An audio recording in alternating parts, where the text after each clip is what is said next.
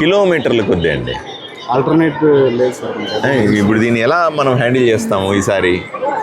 ఇప్పుడు డివైడర్ లేదు, వదిలిపెట్టాలా? వదిలిపెడితే అంటే ఒకవైపున వచ్చి ఓవైపున పోయేలా ఏర్పాట్లు చేస్తామా? పీక్ అవర్స్ లో ఇట్లా కోతాల మీద పీక్ డేస్, అవర్స్ కాదు, పీక్ డేస్ గురువారము సోమవారం 2 రోజులు.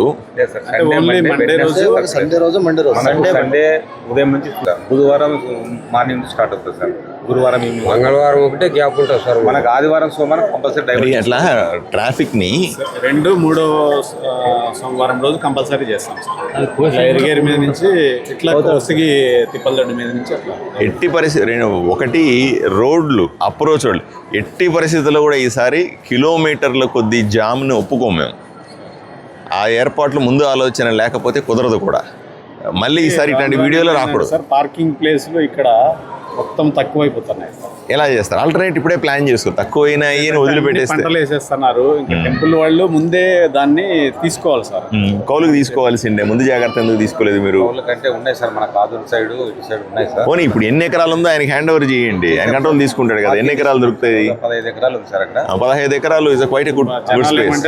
దగ్గర దానికి రావాలని చూస్తారు సార్. మనకి దగ్గర దానికి మీరు అయినా పడుచుకోవద్దండి సార్. ఇప్పుడు సీఎం ప్రోగ్రామ్ జరుగుతుందండి, మీరు దగ్గర అంటే ఒప్పుకుంటారా? అది కొంచెం డిఫరెంట్. మరి అంతే సీరియస్ గా తీసుకోండి. ఈరన్న స్వామి సీఎం కంటే పవర్ఫుల్. ఆ విషయాన్ని పేరు చెప్పి ఏమైనా చేసినా నడిచిపోతుంది సార్. ఇక్కడ వినద్దు కాబట్టి కొంచెం ఇక్కడ వినద్దండి, ఎవరిని కూడా వినద్దు. ఈరన్న స్వామి భక్తులకి ఏర్పాటు రావు. ఒకడిని అరవలో చేసామనుకోండి 10 మంది మనం గొడవ పడతారు. సో ఎట్టి పరిస్థితుల్లో ఇటువంటి ట్రాఫిక్ జాములు ఒప్పుకోను. నెంబర్ 1. నెంబర్ 2, ఇక్కడ భక్తులు పడుకోవడానికి ఏర్పాట్లు అది నాకు ఇంకా వర్రీ ఉంది. ఎట్లా నాకు చూపించాలా మీరు ఎక్కడెక్కడ పూర్తి చేస్తారు అని. టాయిలెట్లు 3వది, అది పెద్ద కన్సర్న్ నాకు. టాయిలెట్లు పూర్తయినా ఇది నాకు చూపించండి, అర్థమైందా? 4వది, ఎవరైతే ఆకత వాళ్ళు ఉన్నారో వాళ్ళు ఏం క్యాస్ట్ అంటారు వాళ్ళని? బుడగజంగాల వాళ్ళు ఫోర్సబుల్గా భక్తుల్ని ఇబ్బంది పెట్టే పరిస్థితిని ఎక్కడా ఒప్పుకోము. అది చాలా సీరియస్గా ఉండాలి. మీరు ఎంత ఫోర్స్ తెచ్చుకోవాలో ఎక్స్ట్రా చెప్పండి, ఎస్పీ గారికి ఎక్స్ట్రా ఫోర్స్ చెప్పండి. నేను కూడా ఎస్పీ గారితో మాట్లాడుతూ ఇది సరిపోదని 1-4 సార్లు చెప్తాను. పరిస్థితులు ఎంతమందిని అడిగినారు? 360 మందిని అడిగినాము. నేను ముఖ్యమైన రోజుల్లో నేను ఉంటాను ఈ టెంపుల్లో, మీరు గుర్తుపెట్టుకోండి. మామూలు నేను ఎమ్మెల్యే గారికి దర్శనం చేసుకొని ఆర్భాటాల కోసం రాను. ఆ రోజు వచ్చి పూర్తి సేవ చేస్తాను. ఇక్కడ క్యూ లైన్లు మేనేజ్ చేస్తాను, పర్ఫెక్ట్గా ఉండి నేనే ఉంటాను. ఆ ముఖ్యమైన 2-3 రోజులు ఏవైతే ఉన్నాయో, సోమవారం శనివారాలు ఉన్నాయో, అవి నేనే వచ్చి ఉండి చాలా. ఎందుకంటే మన ప్రాంతంలో పర్యాటక అభివృద్ధి పెంచడానికి, ఇక్కడ ఇంత పవిత్రమైన బ్రహ్మాండమైన దేవస్థానం ఉందని ప్రపంచానికి చూపించడానికి మాత్రమే ఎన్నిసార్లు తిరుగుతూ ఉన్నాను, ఎన్నిసార్లు ఈ ప్రయత్నం చేస్తూ ఉన్నాను. ఎవరన్నా ఆ ట్రాఫిక్లో ఇరుక్కొని నెక్స్ట్ సార్ రమ్మంటే రాడు. వాటి వల్లే కదా శ్రీశైలం ఎందుకు పరిగెట్టుకుని ప్రధానంగా కొంచెం డబుల్ రోడ్ చేయాల్సి. అది తర్వాత సంగతి అయ్యా, డబుల్ రోడ్ సంగతి తర్వాత. మనం ట్రాఫిక్ ని కంట్రోల్ చేసుకోవాలి కదా పెద్ద ఆయన, మీకు తెలియదు ఏముంది కదా. పరిస్థితి ఏం సార్ అంటే ఒకటేసారి పడుతుంది సార్. అవును, ఎంత డైవర్ట్ చేస్తున్నామో భక్తులు. 2వ సోమవారం 3వ సోమవారం ఎలా అయిపోతుందంటే 2 నుంచి 3 లక్షల మంది వస్తారు సార్. అవును, వస్తారు. మనకు తెలుసు కదా వస్తారని, మనకు వస్తారని తెలుసు. ఏం స్వామి, మనకు వస్తారని తెలుసు. వస్తారని తెలిసినప్పుడు ఏర్పాటు చేయాలన్నా వద్దా? 2 లక్షలు కదా, 5 లక్షల మంది వస్తారు కదా, రావాలనే కోరుకుంటాం మనం. ప్రతి సంవత్సరము కూడా 2-3 లక్షలు, 3-5 లక్షలు, 5-10 లక్షలు కావాలని కోరుకుంటాం కదా. అవునా కదా. రెండోది, ఆ షాపులు చూశాను. ఆ షాపులు పాపం వాళ్ళకి ఈ నెల రోజులే వాళ్ళకి ఆదాయం అయినప్పటికీ కూడా అందరూ రోడ్డు మీదకి వచ్చారు. సగం రోడ్డును వాళ్ళే ఆక్రమించుకుంటే జనాలు తిరగడానికి, నడిచి తిరగడం కూడా కష్టమే. ఇంకా మీరు చెప్పింది గేట్ లోపల, గేట్ బయట, ఈ రోడ్డుకు అప్రోచ్ ఆర్చ్ దగ్గర నుంచి గుడి దగ్గరకు మధ్యలో ఈ దుకాణాలు ఏవైతే ఉన్నాయో, ఈ టెంపరీ దుకాణాలు ఇవన్నీ కూడా వాళ్ళు అసలు దుకాణం ఎంత వస్తుందో దానికి 10 అడుగులు ఈ పక్క, 10 అడుగులు ఈ పక్క ఆక్రమించుకున్నారు. వాళ్ళు జరుపుకోవాలి కదా, కనీసం నడుచుకుని రావాలి కదా. లక్షలాది మంది రావాలంటే చివరికి 20 అడుగుల రోడే కనబడతా ఉంది నాకు అక్కడ.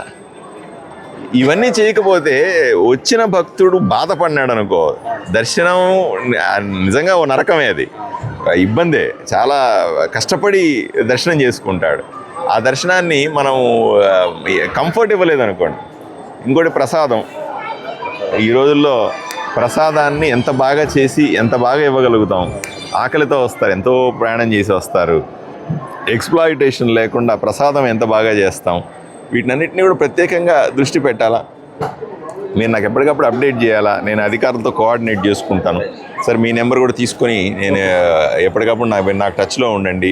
నేను ఎస్పీ గారితో ఎప్పటికప్పుడు మాట్లాడి ఇది చేస్తాను. ముఖ్యమైన 4 రోజులు అయితే నేను ఉంటాను ఇక్కడ, మీరు మైండ్లో ఫిక్స్ చేసుకోండి. నేను ఫుల్ డే ఉండి భక్తుల్ని ఎలా మనం చూసుకుంటున్నాము ఏమిటి చేసి మనము చేసేది ప్రపంచానికి కూడా చెప్పుడు. ఇప్పుడు నేను వచ్చాను, వీడియో తీస్తాను, లేదా మీడియా వాళ్ళకి పిలిచి చెప్తాను. ప్రపంచంలో 10 మందికి తెలుస్తుంది ఏర్పాట్లు చేస్తున్నారని. లక్షలాది మంది భక్తులు ఎవరైతే రావాలనుకుంటున్నారో వాళ్ళకి కొంత ఉపశమనం ఏదో చేస్తున్నారంటబ్బా ఈసారి ఏర్పాట్లు మెరుగ్గా ఉండబోతుందని. అలా కాకుండా లాస్ట్ ఇయర్ లాగే అంతకుముందు లాగే ఉన్నాయి ఏర్పాట్లు. ప్రజలు ఏమనుకుంటున్నారు, చెప్పుకోవడం మాత్రం బ్రహ్మాండంగా ఉందబ్బా. పెంచాం సార్ ఈసారి. లాస్ట్ ఇయర్ మనం 20 స్క్వేర్ ఫీట్ 50,000 స్క్వేర్ ఫీట్ పెట్టాం సార్. ఇంకో 25,000 ఎక్స్ట్రా. నాకు అసలు భక్తులు పడుకోవడం ఎక్కడ చూపించండి ఫస్ట్ మీరు. పడుకోవడము, టాయిలెట్స్. నమస్కారం. శ్రీ శ్రీ శ్రీ నరసింహ వీరన్న స్వామి దేవస్థానం, ఉరుకుంద గ్రామం, కౌతాళం మండలం, మంత్రాలయం నియోజకవర్గం, కర్నూలు జిల్లా. అత్యంత ప్రతిష్టాత్మకంగా ప్రతి సంవత్సరం జరిగేటువంటి ఉత్సవాలు మొదలైనవి. శ్రావణ మాసంలో 1 నెల రోజుల పాటు సాధారణంగా వారము 10 రోజులు బ్రహ్మోత్సవాలు ఉత్సవాలు చేస్తారు. ఈ గుడిలో మాత్రం ప్రత్యేకంగా 1 నెల రోజుల పాటు అత్యంత ప్రతిష్టాత్మకంగా జరిగేటువంటి ఉత్సవాలు మొదలైనవి.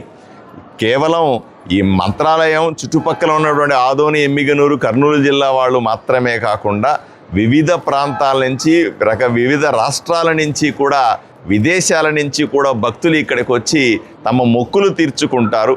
అత్యంత శక్తిమంతుడుగా కొలవబడేటువంటి ఈరన్న స్వామి అంటే శ్రీ నరసింహస్వామి అవతారం.